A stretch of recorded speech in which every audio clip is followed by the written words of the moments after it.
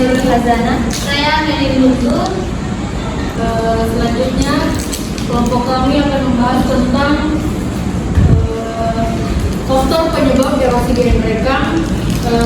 Selanjutnya dampak erosi, terus tingkat erosi di tumpuan end rekam dan upaya pengendalian erosi di end rekam. Kepada rekan saya, Pengertian erosi. Erosi adalah proses penyimpanan dan pengangkutan tanah atau bagian-bagian tanah dari suatu tempat ke tempat lain oleh media alami. Erosi dapat terjadi akibat berbagai faktor seperti air, es, angin, gelombang, atau arus. Erosi berbeda dengan perlakuan yang terjadi akibat cuaca, yaitu proses penghancuran mineral batuan secara kimiawi, fisik, atau keduanya.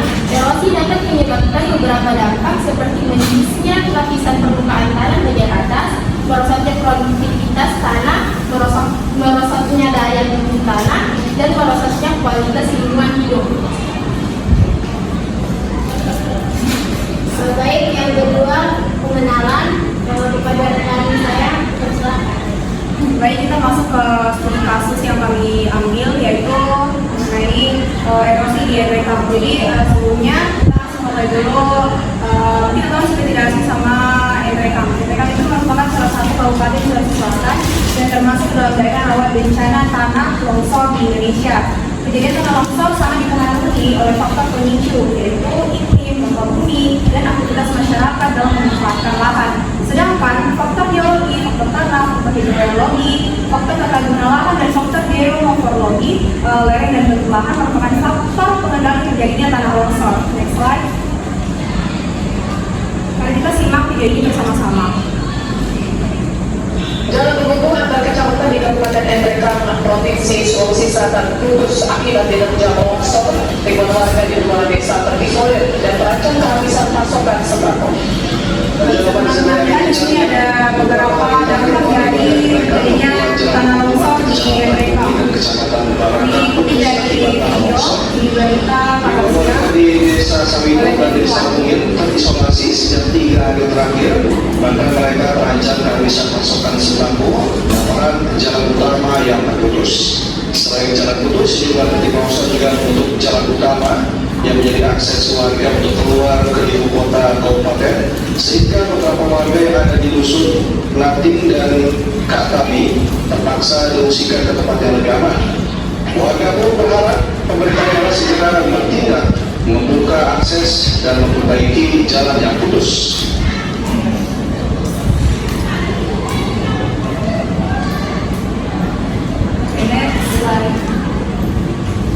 selanjutnya yaitu ada faktor penyebab erosi di end rekam yang akan dilakukan oleh pemerintah. Baik, berdasarkan artikel atau jurnal yang kami temukan bahwa ada beberapa faktor utama penyebab erosi di Kabupaten End Rekam, Sulawesi Selatan. Yang pertama itu topografi. Nah, End Rekam memiliki topografi berbukit dan bergunung yang meningkatkan risiko erosi karena air hujan mengalir dengan cepat di lereng-lereng curam. Yang kedua itu curah hujan yang tinggi. Kabupaten ini memiliki curah hujan yang cukup tinggi, terutama di musim hujan. Hujan deras dapat mengikis lapisan tanah dengan mudah. Yang ketiga, karakteristik tanah. Jenis tanah di beberapa wilayah End Rekam mungkin rentan terhadap erosi.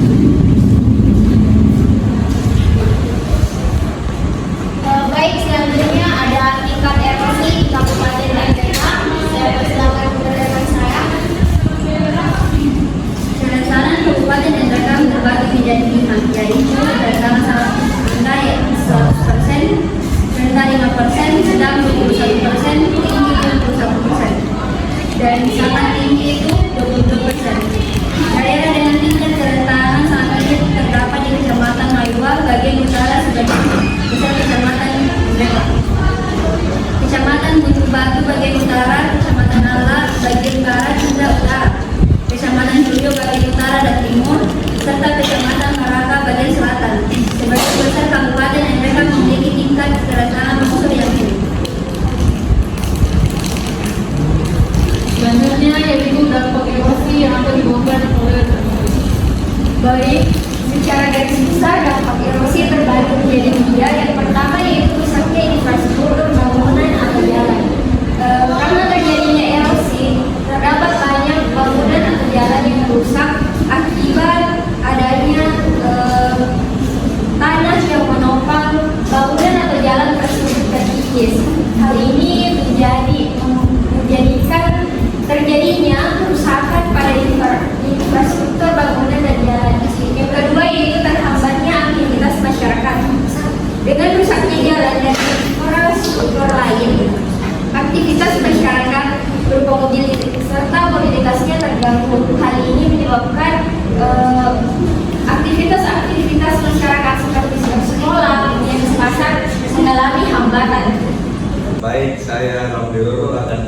dan tentang dampak erosi. Yang terakhir, kerugian ekonomi. Dampak erosi ini dapat memicu kerugian ekonomi berupa seperti infrastruktur yang sudah rusak. Oleh karena itu, banyak kehilangan lahan produk dan penurunan aktivitas ekonomi masyarakat yang bergantung pada infrastruktur tersebut. Next. Nah, ini contoh gambar dari Kabupaten Endreka. Next. Longsor terjang jalan transportasi. Upaya pengendalian erosi di Endreka, melakukan rehabilitasi lahan dengan menanam pohon. Jadi kita harus melakukan penghijauan kembali oleh apa yang terjadi, seperti menanam pohon yang banyak. Selanjutnya akan dilanjutkan. Selanjutnya yaitu menghindari penggunaan lahan yang telah terjadi longsor, yaitu berarti tidak memanfaatkan lahan yang telah mengalami longsor untuk aktivitas seperti pertanian, pemukiman ataupun konstruksi. Nah, hal ini bertujuan untuk mengurangi risiko terjadinya longsor yang berulang karena area tersebut sudah tidak stabil. Nah, yang ketiga yaitu pembuatan terasering di lahan-lahan dengan kemiringan curam, yaitu merupakan teknik konservasi tanah yang dilakukan dengan membentuk lahan menjadi bertingkat-tingkat seperti anak tangga yang bertujuan untuk mengurangi kecepatan aliran air di permukaan tanah yang miring sehingga dapat mencegah erosi dan longsor serta meningkatkan volume tanah dalam menyerap air. Nama saya Ditya Nita Ramadan dan saya dari kelompok 2. Yang saya bingung dari studi kasus dari kelompok 5, mereka mengambil studi kasus terkait erosi di Kabupaten Endreka. Namun berita yang kalian tunjukkan itu dan beberapa hal yang kalian bahas itu mengenai tanah longsor.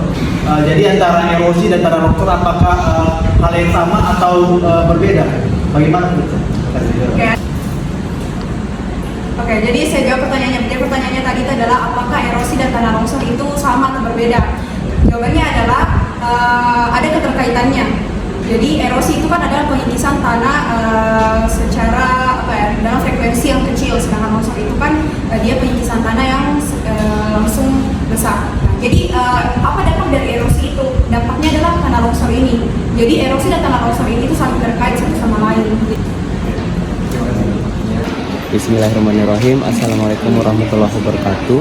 Perkenalkan, nama saya Muhammad Fahri dan kesimpulan untuk presentasi kelompok kami adalah tingkatan erosi di Kabupaten Endrekang bisa dikatakan sangat tinggi dengan beberapa ruas jalan di Kabupaten Endrekang rawan terkena dampak erosi jika air sedang meluap. Hal tersebut disebabkan karena konversi hutan menjadi lahan pertanian oleh masyarakat yang sangat tinggi, seperti lahan untuk kebun kopi, lada, kebun lada, atau monokultur jagung yang dapat menyebabkan erosi. Lahan tanpa vegetasi tersebut mengalami kehilangan C organik tanah yang tertinggi. Oleh karena itu, edukasi kepada masyarakat terkait ini penting untuk dilakukan. Sekian. Cukup sekian dari kelompok kami. Kurangnya mohon dimaafkan. Wabillahi taufiq wal hidayah. Wassalamualaikum warahmatullahi wabarakatuh.